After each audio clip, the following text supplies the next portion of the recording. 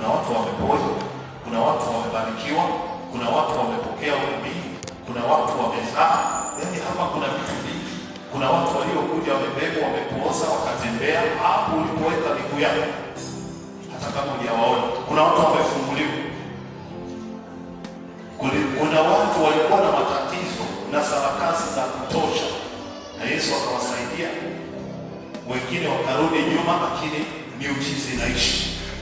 Wengine wakahama, bado sisi tunajua kile Yesu alifanya kwa sababu tumeona. Kwa hiyo mahali ulipo sio mahali pa kawaida.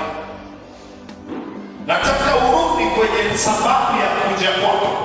Mimi nimekuja kwa Yesu kwa sababu nina wokovu. Hiyo ndio sababu iliyonileta. Nataka nitakasike, haya mengine yatafuata. Mimi nimekuja, nina mapepo, nia yangu kubwa mapepo yatolewe.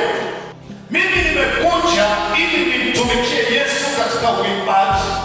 Kwa hiyo kuna anointing ambayo Yesu ataiachilia kwa sababu ya utumishi huu, kwa sababu ndio upo kwa kazi.